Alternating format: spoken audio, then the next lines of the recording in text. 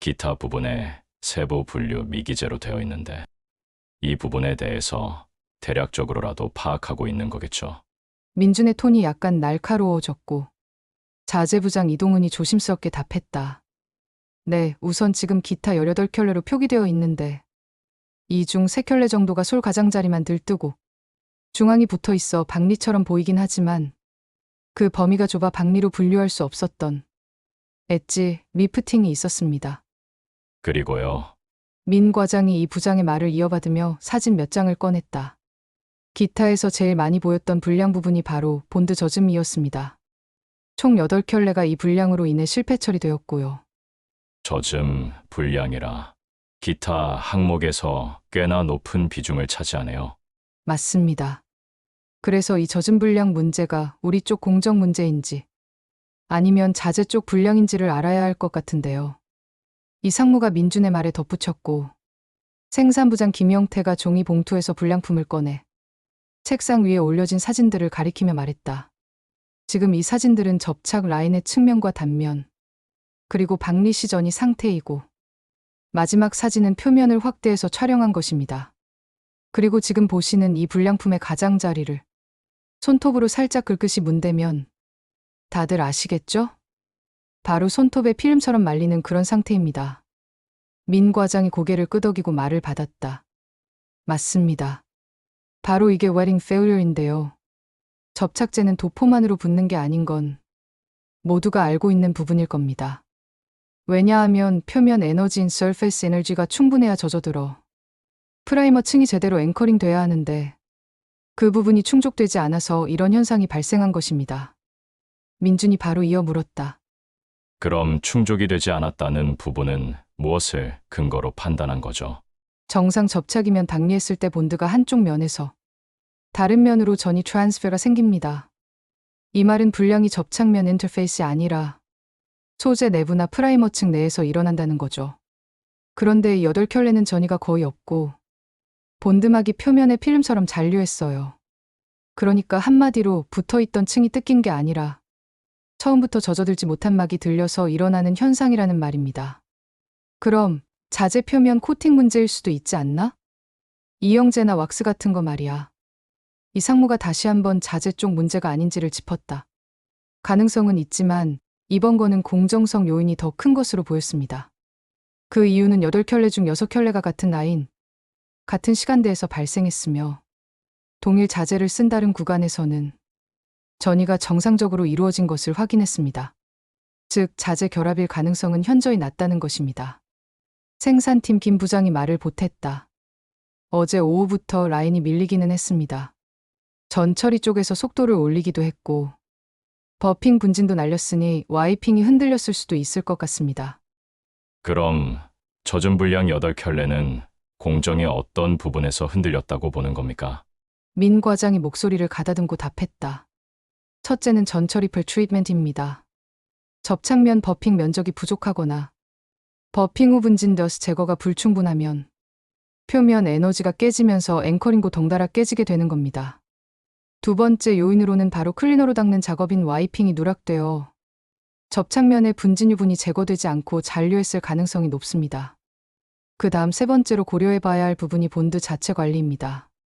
혼합비 맥스 레이시오 편차, 가사시간 퍼 라이프 초과, 그리고 점도 상승으로 젖은 불량이 발생할 수도 있는 것입니다. 네 번째는 플랫이 오프 시간이 흔들렸을 가능성인데 너무 짧으면 용재 잔류로 막이 스킨처럼 잡히고 너무 길면 표면이 죽어서 활성화가 살아나지 않죠. 마지막으로 리액티베이션인 히트 리액티베이션으로 온도가 낮으면 젖음이 올라오지 못하고 과열되면 표면만 스킨이 생길 수 있습니다. 이와 같은 부분으로 보았을 때 우선은 8켤레의 젖은 불량이 공정에서 발생했다고 하는 것이 맞다고 보입니다. 민 과장의 말을 뒤로 공장장 박철수의 소리가 따라왔다. 제가 봤을 때 솔 가장자리만 들뜨고 중앙이 그대로 붙어있는 패턴을 보이는 엣지, 리프팅 불량으로 인한 3켤레 또한 공정 흔들림과 맞닿아 보입니다. 그렇지 않습니까, 민 과장님?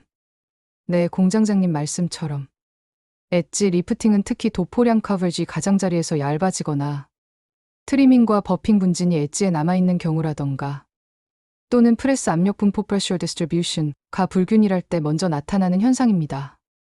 이러한 점들을 고려해 봤을 때 3켤레 또한 공정 문제일 확률이 큰 겁니다. 나머지 7켤레에 대해서는 제가 설명드리겠습니다. 생산팀 서준우 차장이 말했다. 여기 사진들을 보시면 부풀어 오른 부분이 보이시죠? 이게 프레스까지는 괜찮았던 제품들이 큐어링에 들어가면서 문제가 발생한 겁니다. 기포, 블리스터 블러스터링 문제네요. 맞습니다.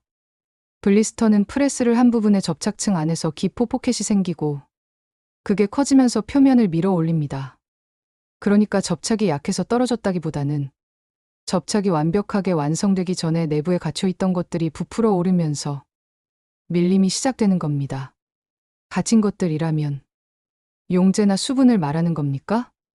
이상무의 질문에서 차장이 계속 말을 이었다.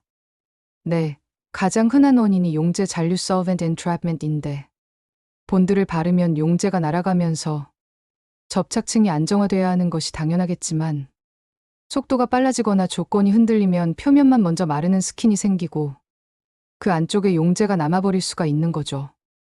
이렇게 되면 리액티베이션 열이나 작업장 온도 변화 또는 큐어링 중에 미세한 온도 상승 같은 걸 만나서 내부 압력이 올라갈 수밖에 없고 결국 지금처럼 부풀어 오르는 모양새를 보이는 겁니다. 지금 서 차장님 말씀은 이 7켤레도 자재 문제라기보단 우리 공정 조건이 흔들려서 그런 거다라는 의미가 맞습니까? 이번에도 공정 쪽 문제라고 보는 것이 더 설득력이 있긴 합니다. 왜죠? 우선 7켤레가 나온 구간이 특정 시간대에 몰려 있었는데 그 라인이 가장 바빴던 구간이었습니다. 그리고 같은 자재라도 플래시 오프를 충분히 준 샘플은 블리스터 재현이 약하기도 했고요. 즉 제가 보는 관점은 자재 문제라기보다는 건조, 활성화 그리고 적치 조건을 같이 보는 게 맞다고 여겨지며 이 부분에 대해서 좀 더 세심한 관찰과 보고서를 작성해서 내일까지 확실하게 어느 쪽인지를 판단하는 게 옳다라는 것이 제 의견입니다. 김 부장이 서 차장의 말에 동의했다. 어제는 솔직히 속도를 좀 올리기는 했었습니다. 그래서 도포 후 기다리는 시간이 줄고 작업대 주변 통풍도 별로긴 했어요. 그래요. 자재 부분도 문제지만 이런 분량이 계속 늘어나면 안 됩니다. 그러니 서 차장의 말처럼 이번 회의에서 언급된 기타 부분의 분량 유형들이 나오면 자료를 수집해서 어떻게 처리할 건지에 대한 방법을 보고서로 작성하는 게 좋겠네요. 그리고 오늘도 파일럿은 100개만 돌리는 것으로 하겠습니다. 내일까지 분량 유형들에 대한 조사와 그 문제를 어떻게 해결할지 보고서로 작성하면 된다는 말씀일까요? 맞습니다. 그러면 오늘 회의는 이렇게 마치는 것으로 하고 내일 다시 모이도록 합시다. 수고하셨습니다.